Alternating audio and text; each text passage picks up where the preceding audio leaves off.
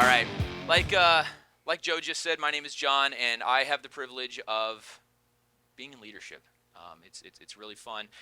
Travis started off our time together yesterday morning with the topic of leadership, and I get the privilege of closing our time together with the topic of leadership. But before I tell you anything about me or about, well, anything about leadership, I want to hear from you. So the first thing I want to do is I just want to ask everybody in the room right now. Am I on right here? Oh, there we go. Now I am, though.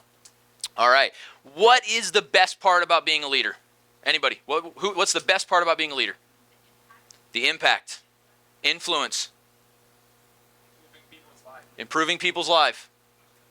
Watching other people grow. Anybody else? Creating something. Doing it your way. Bringing people together. Motivating other people, seeing their success. These are all really fantastic answers. In my opinion, the best thing about being a leader is that leadership has the capability to change the world. Leaders get to change the world. I think some people think that only the big names can change the world. The Tony Robbins, which we've mentioned a whole bunch of times. Michelle Obama's been doing a whole bunch of public speaking recently. The Bradys, right? These people can change the world. These are people that have developed networks. These are people that have done things. These are people that have proven themselves, and they can change the world, and I'll be over here. And the reality is that none of these people or any of the other leaders that you are aware of went from obscurity to notoriety overnight. Every single person that is a leader or that you know of as a leader did the exact same thing to become a leader. And that was they impacted people one person at a time. That's it. One person at a time. I think of the individual that encouraged Einstein to read. I don't know his name or her name, do you? Leader? Changing the world? I think of the person that introduced Billy Graham to Jesus. I don't know that Sunday school teacher. Changed the world? And I think of the individuals that you have touched, and you might not even know who they are. You might not have the faintest clue, but someday someone is going to come up to you and be like, Federico, listen, when you said that, it revolutionized my life. And I have never been the same since that moment. And that's what leadership does. Leaders, by definition, impact the lives of other people. And when they impact those people's lives, the world for that person changes. And because that person's world has changed, the entire world changes. Because as we've already talked about the vibrations, we all touch each other. There's an old saying that says, in 5 years you will be the exact same person you are today, plus the books you read and the people you meet. Guess what? All the people you meet are the same way. Now, it's already been mentioned before, but physiology and psychology are very closely linked. So we're going to do something. I need everyone to please stand up. And I know we've been getting to meet each other already, but I want everyone to go find somebody at least you didn't come with. Preferably the most stranger in the room that's here. So somebody that you've talked to the least. Find someone. I'll give you just a second to line it all up. Find somebody. But at minimum, you can't have come with them. That's all I'm saying. Just they haven't come with them. Okay. Okay. Everyone found somebody? Does everybody have somebody? All right. Everybody say shh. Perfect. Everyone has somebody. Does anybody not have a person? You come with me. You're going to be my person. I did not come with JT, I promise. All right, here's what we're going to do. I want everyone to have that person in front of them. You're going to have to get close. I want you to give them a big hug. Hold that hug. Hold that hug. Hold it. Be present in this moment. Oh, keep holding. Keep holding. Be present in this moment. Embrace one another. And release. Everybody breathe.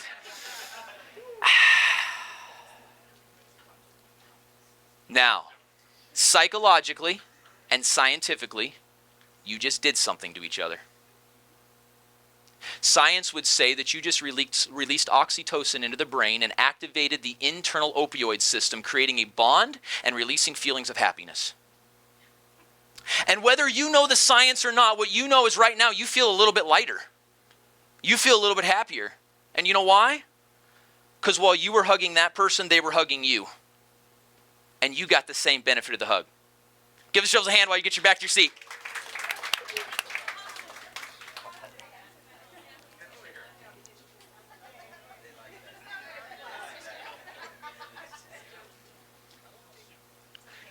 So if you were just able to transform the chemical makeup of the brain that you just touched physically, imagine how your leadership, a consistent care and genuine desire to see someone succeed over a long period of time can impact that person's world.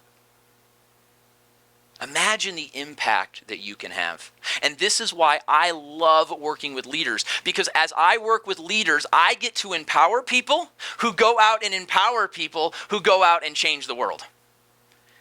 And so as leaders, eventually, I mean, you may start with one or two people, but as leaders, you get an exponential impact because the ripple effects just keep going.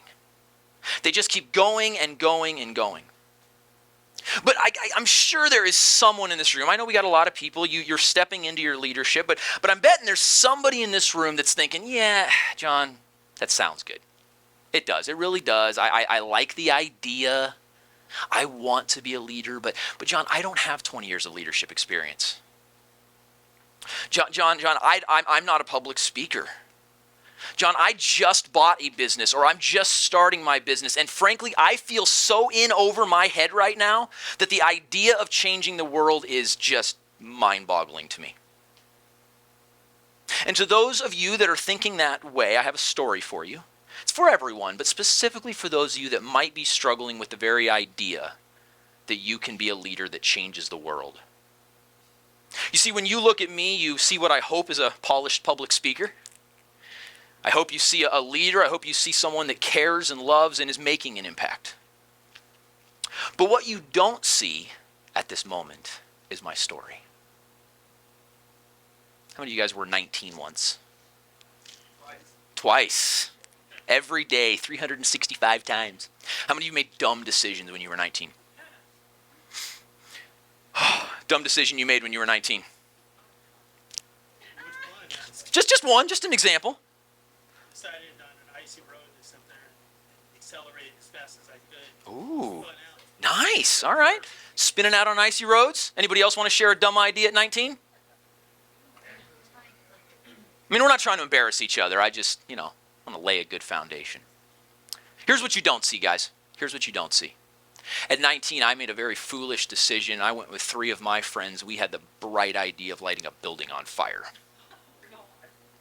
That resulted in a 12-year prison sentence and a label of felon on me.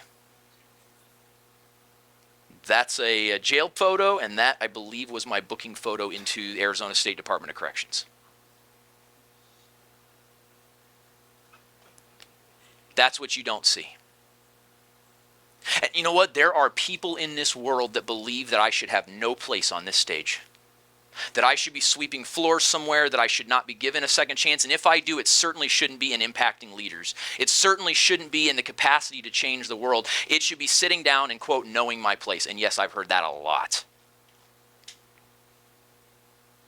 But I don't let those people stop me.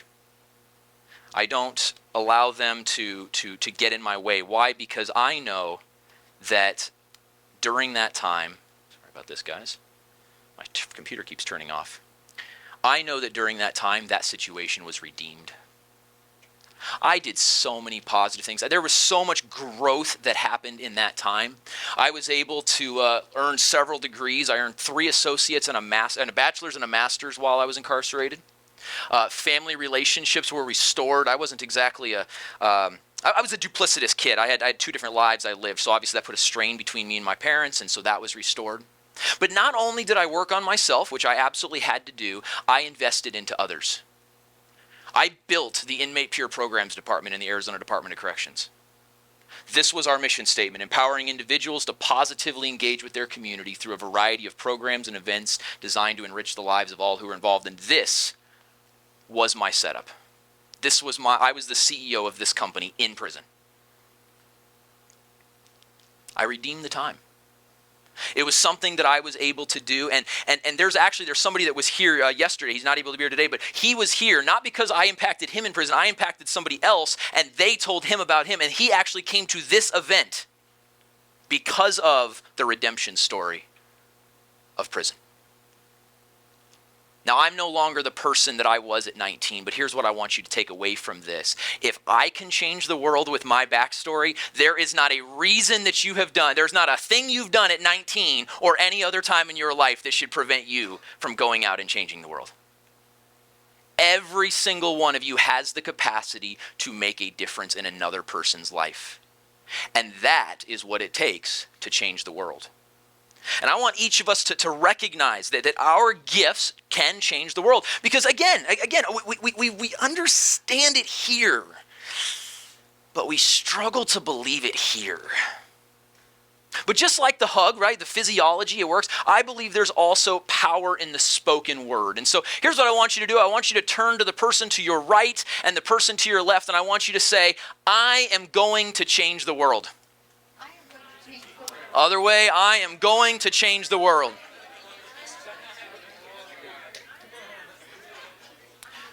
Just in case you still don't believe it, here's what we're going to do. Now I want you to turn to the person to the right and person to the left. I want you to affirm them and tell them, you are going to change the world.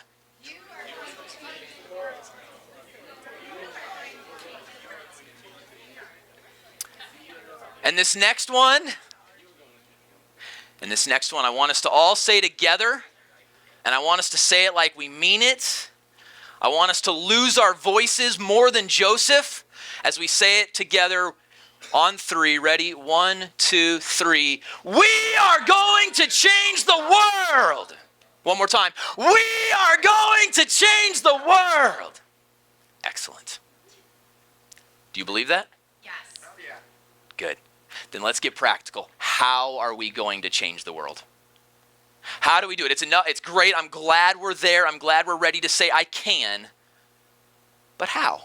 How do we change the world? One person at a time. Very true. So first, I think this is a branding conference or a branding workshop. So the first thing I want to just present to you for your consideration is that your leadership is actually the foundation of your brand. Okay? Zig Ziglar has a quote. He says, you don't build a business, you build people, and then people will build your business. The way that you are interacting with what I'm going to refer to as your internal clients, those are the people that are working with you and working for you, the people that are helping you accomplish your mission, the way that you treat them is going to impact everything about your brand because they are going to be a reflection of you. They are going to reflect the brand that you give them. And I think that this might be a place that many entrepreneurs really struggle. Why? Because I know a ton of entrepreneurs that are fantastic at starting a business. And they are terrible at keeping one. Because they can't build a team and they can't be an effective leader. So all they can do is do those flash in the pan situations where they have a great idea and they go invest and maybe they make their money back. Maybe they even make a whole bunch of money, but they can't replicate the process. They're not making an impact on the world. All they're able to do is make a quick buck and then move on to their next idea. Anybody know anybody like that? Anybody been a person like that at one time in your life? Be willing to be honest? Your brand cannot stand, your legacy cannot continue if you don't know how to treat people. And I'm not talking about your external clients. We're all really good at being nice to the external clients. It's the internal clients. It's the people that are helping us reach our vision. So I want to spend the rest of my time today imparting a little bit of my gift to you and say, hey, what are some things we can do to be great leaders so that as great leaders, we can change the world? All right? So let's do this. I want to say this. We could spend the rest of the day on any one of these 4, but I'm going to talk about 4 today. There's also way more than 4. So if you think that I'm saying that these 4 things are the only things you need to be a great leader, I would be insane to say such a thing. But if you do these 4, I think it will set a really great foundation for your brand. All right? So let's start with this. The most foundational attribute of a great leader is that they love. They love. If you don't love your people, you are not a great leader. Joseph has said multiple times that he can say, when he says, I love you, he actually means it. And a lot of people that say, I love you. Us guys are notorious for that, aren't we? I had a CEO call me probably 2 months ago, give or take, and he mentioned that I had had some success managing some international teams, and he was wondering if I might be able to help him and his company manage some international people. And my response was, yeah, I think that we've had some really good success, really making sure that they know that we care about them and that we love them. If any of you have ever used a virtual assistant or anybody internationally, there's always that weird divide between the U.S. and international people because they believe that we're better than them, and often we believe that we're better than them. And so there's this weird tension, and so they don't feel loved, they feel used. And quite frankly, that's what most companies are doing. This CEO responded when I said, yeah, I think that they know that we love them. He responded with, oh, do you think that's what it was? I said, yeah, I mean, obviously there's things that go along with loving people, but yes, I think that was what made the dynamic difference and why we've had amazing success in the last year and a half, 2 years with that team. We talked for a few more minutes. He said he was going to call me back to get some additional details, and to date, he has yet to call me back. Now, I don't know if that's because he realized, I don't need to hire John. I can just love my people. I hope that's what it was, but it's also entirely possible that he went, I don't want this lovey mumbo jumbo. I want someone to tell him what to do and make him do it. I honestly don't know. Here's what I do know. I do know that if we want to make a positive impact on the world, if we want to change the world for good, we have to love our people. No doubt about it. No ifs, ands, or buts. No excuses. We have to love our people. And if we do love our people, if we're ready to make an impact, then it's going to be pretty easy to be available. Great leaders make themselves available to their people. Now, this is a critical thing because I don't think that we realize what this is because, well, I'll tell you another story. I think of a different, it was a director, and she wanted to be available. She really did. She would say things. We've all heard it, right? I've always got an open door. If you need anything, just come talk to me. Let me know if there's anything I can do for you. But nobody ever came. And it would be particularly frustrating for her when things would get to a level of crisis before anybody would be like, so it's not working real well right now. And she would be like, why wouldn't you tell me? Why wouldn't you bring this to me? We could have solved this a long time ago. Well, finally, she was doing an exit interview. Somebody was moving on from the company, and as she was doing the exit interview, the individual was kind of sharing some of the grievances and concerns that she had had. That's a great time. If you're not doing exit interviews, that's the time to get the real feedback from employees. That they will tell you what they really think when they don't have a job on the line. All right? But she's doing an exit interview, and this girl is sharing some of the complaints, and finally the director got kind of fed up, and she was like, why didn't you just let me know? Why didn't you tell me about any of this stuff? And the girl got quiet. She said, well, I wanted to. I really did. But every time I came over here to talk to you, your door was closed and you looked like you were really hard at work and it just didn't seem like a good time. And the director thought about it and she couldn't understand that. She went, oh. See, what was happening is she would often schedule her meetings for first thing in the morning, get those out of the way. And in order, to have a meeting, she would close the door so she wasn't disrupting the rest of the office. And then she'd go right into checking her emails and the next thing and the next thing, and that door would stay shut all day long. Not intentionally, not because she didn't want people to come in, but because she was not being conscientious and disciplined about being available. We have to be conscientious and disciplined about being available. If we are not determined to be available, let me just tell you something. You cannot expect your people to make more of an effort to reach you than you are willing to make to be reachable. They're not going to do it.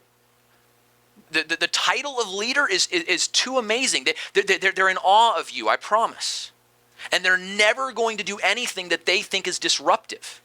They never think, they're not going to do anything if they think, oh, he's probably doing something really important.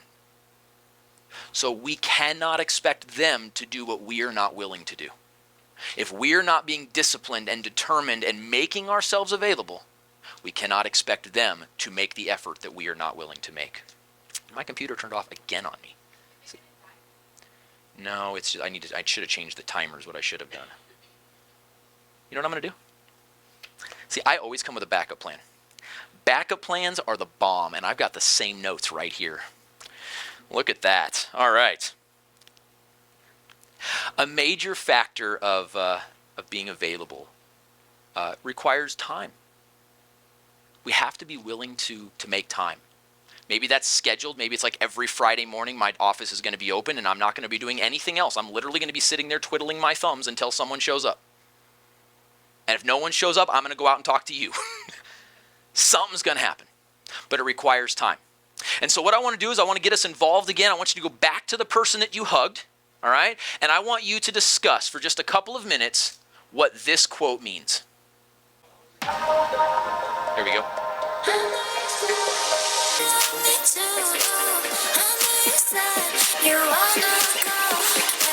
Let's start coming back to our seats. We'll continue to work through this dynamic instruction on effective leadership.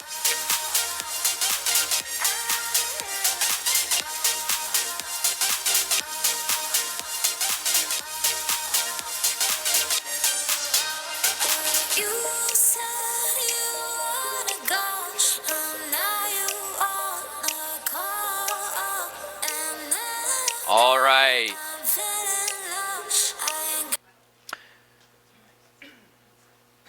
I said a second ago, we can't expect that our team will make time if we're not willing to make time.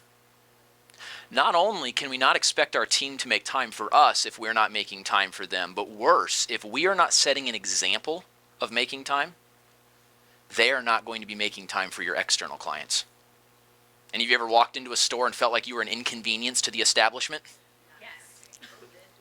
I'm willing to bet that if that was the culture of that environment or that store or that brand, it's because the leader was not making time for the people and the people couldn't make time for the external clients. It's just the reality. Anybody have any thoughts they would like to share on what that quote means to you? Oh, Patches was just volunteered. Patches, what do you got for us, brother? So I said I don't think I would like to say something like it's not a priority. I would like to say, hey, listen, I can't give you my full attention or intention right now. This is important, so let's rearrange for another time. Very good. There's no such thing as not having time. We have time for what we make time for. But it was a little bit of a trick to get you guys talking to each other, because here's the actual question I want to ask. Of the two of you that you were talking together about this quote, who talked the most? The third aspect of a great leader is that great leaders listen. Great leaders listen. Listen, if we love our people, we're going to make ourselves available to our people. And as we make ourselves available, we are going to listen to them. If you've ever gone to any leadership conference ever, you've probably heard that leaders should be listening about 80% of the time. And if you've read any books on communication or you've read any books on leadership, listening, whatever, you're going to hear that not only should you be listening, you should, or 80% of the time, you should also be asking clarifying questions another 10 to 15% of the time. And so what happens is that you only, as the leader, you only get to actually interject new ideas into the conversation like 5 to 7% of the time. And it drives us nuts. Here's the thing about listening. Listening requires that we assume that there's something we don't know. Listening requires that we assume that there's something that we don't know, and that is very hard for us leaders. Especially if we've been in the industry a long time, especially if we've been doing what we've been doing a long time. It's very, very difficult for us to go into a conversation without thinking, oh, I'm going to be done with this in 5 minutes because I'm going to give them the solution. And here's what we act like. We act like the optometrist that never did any tests and just handed his glasses to every patient. It worked for him. Been working for him for years. It should work for you too. Think about going into the eye doctor and you go in and he says, oh yeah, no, I got the thing. You need your eyes checked. You can't see good? Not a problem. I've got the solution. Here you go. You have a lot of people walking into walls. Wouldn't notice any difference on Phoenix streets, but you have a lot of people walking into walls. It doesn't work. We might have the answer, but we might not. And great leaders listen. They take time to understand. And we're not listening to respond. We are listening to understand. You want to be a leader that changes the world? This one principle is the way to do it. Listen more than you speak. And if you will do that, your game will be changed. I mean, that is the quintessential difference. And any great leader that you know of, if you think of somebody that's impacted your life specifically, how much time do they spend listening to you? Probably a lot. If you respect them. I'm not saying somebody that had a lot to tell you. I'm talking about the person that you're like, oh, I love that person. They've done so much for me. They probably did a lot of listening. The testimony that they gave of the branding. Travis and Minky aren't coming in and just being like, do this, do this, do this. No, tell us. Let us understand. Let us comprehend. Loving our team makes us want to be available. Being available gives us an opportunity to listen. And as we listen to understand, we will be able to find the yes. Find the yes. The word no should be rarely used in our vocabulary. The more we say no, the less our people are going to be able to function. There's going to be at least 3 things that happen when we say no on a regular basis, all right? The first thing that's going to happen is that our people are going to feel disrespected. How many times have you come up with a great idea that you bring to your boss and your boss is like, nah? And you're like, oh, man, I worked hard on that. I thought through that. I beta tested that. Nah, I'm good. And we create, which is the second thing, we create a lot of Kodak moments. And I don't mean the ones you take. I'm talking about Kodak in the 1970s when they turned down the digital camera. We forfeit the opportunity to integrate great ideas into our organization because we're not willing to listen and we can't find the yes. We disrespect our people. We don't let our organization get those fantastic ideas. And then, again, remember, your people are representing your brand. So if you are likely to tell your people no, what are your people likely to tell your clients? No. And it gets worse because here's what's going to happen. I'm just going to tell you. You're going to tell your people no regularly because you're the boss and you know everything. And what do your people know? You hired them to, just do the grunt work. You don't really need them, right? And so you tell them no all the time, and then they tell the client no because they've got the culture of no in their mind. They haven't figured out how to find the yes, so they're just sorry, no can do. And then the client's going to come to you, and they'll be like, hey, can't you do anything? And you're going to be like, of course I can do something. You're the client. You're paying me. I can do whatever you want me to do. And then your people feel even smaller. Got to find the yes.